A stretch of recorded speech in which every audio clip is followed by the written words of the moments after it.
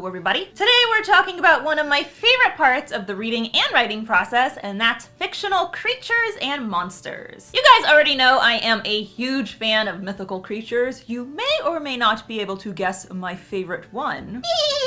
As someone who's created a monster or two, I'm here to break down my 10 tips for whipping out super original, super fun monsters. This topic was requested by one of my patrons over on Patreon, MH Kelly. They wanted to know all about my creature and monster creation process, as well as my favorite and least favorite monster tropes. I will cover the first topic today and save the second part for a future video. Before we get started, my dark fantasy novel, The Savior's Sister, is currently available for pre-order in ebook, paperback, and hardback. I have all of the links listed below. I also have a huge pre-sale giveaway going on. Everyone who pre-orders TSS is welcome to enter, and once you've entered, everyone will be walking away with a 5-chapter teaser of The Savior's Sister, plus you will be eligible to win a bunch of prizes. One of those prizes is a signed copy of The Helm of Darkness by A.P. Mobley, and if you're a fan of fictional monsters, particularly fictional monsters in Greek mythology, you will love this book. I'm going to announce the winner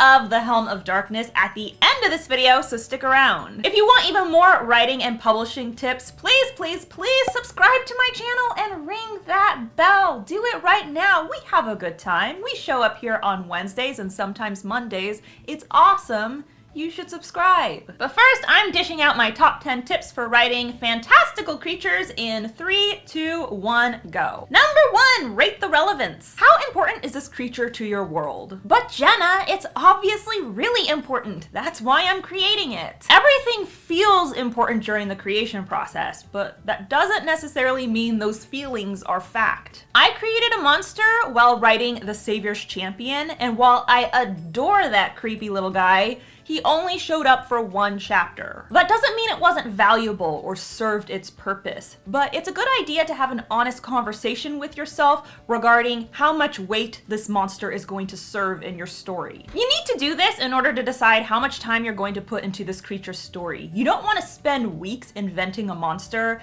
and have it only show up for 1 page. Rate its relevance and you'll be able to determine how much time, effort, and detail should go into its creation. Number 2, understand your goal. Not all creatures are created equal. Unicorns are beautiful. The Sphinx is mysterious. The Mothman is scary. You need to determine what the underlying goal of this creature is supposed to be in terms of its representation in your book. Are you trying to create something whimsical or fearful? Something puzzling or bloodthirsty? This is an aspect you need to determine early on because it will dictate your entire process. Say you want to create a monster who looks soft and unassuming, but on closer approach is highly dangerous. This could mean you're creating something that looks like a Pegasus but acts like a chimera. Number 3, personal preference. I often hesitate to mention personal preference in these videos because sometimes writers can make their work too personal, in which case it's harder for them to notice mistakes because they are way too attached to the concept. However, when it comes to creatures,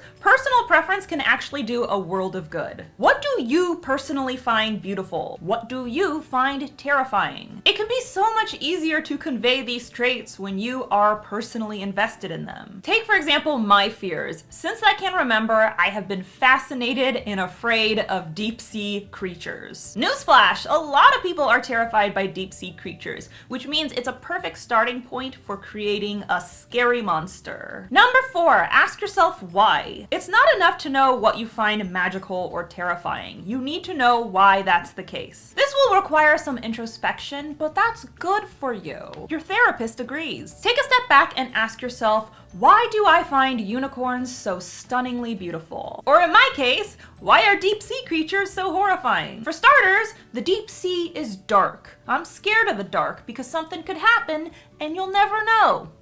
Because it's dark. The deep sea is also largely unexplored, which means most of the creatures down there are completely unknown to us. We have no idea what to expect, and that doesn't sit well with me. Plus, most sea creatures are as far from humanoid as it gets. They got tentacles, they got glowing light bulbs on their head, they got fins and fangs. Lastly, deep sea creatures are ugly as hell, aka creepy little monsters. Number 5, trope subversion. I find that creature creation is the perfect time to implement some good old-fashioned trope subversion. That's what I love about creating monsters. It gives you the opportunity to do the unexpected. I mentioned Pegasus and unicorns are two creatures that are widely considered beautiful. You know what they have in common?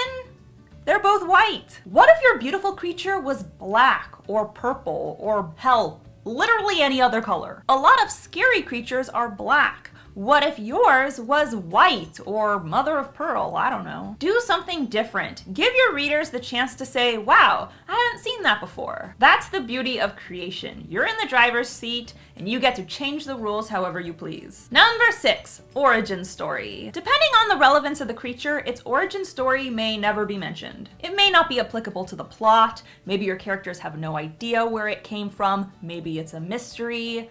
Maybe it's just not important. But it's helpful for you to know where the creature came from, for no other reason than to make the creation process easier on you. Now, something to keep in mind is that if you're creating a fantastical monster, your readers know it's fake. This means the monster's origin story doesn't necessarily have to be realistic. It just needs to be realistic to the world and plot that you've created. Number 7, strengths. This should be a given, but in case it's not, it's a good idea to know what your monsters are really, really good at. This is especially relevant if your creature is really scary. What about it makes you not want to go up against it in a fight? But Jenna, my creature only shows up for one chapter. It's not that important to the story. Don't matter, you don't get to skip this step. Besides, figuring out the strengths is really easy to do. For example, does your monster have wings? Then one of its strengths is that it can fly. Boom! Not hard at all. Number 8, weaknesses, because this should be the next obvious step. Figuring out your creature's weaknesses is especially relevant if you're creating a big bad monster and your cast is gonna have to fight him at some point. If the creature is completely invulnerable, that ain't gonna work.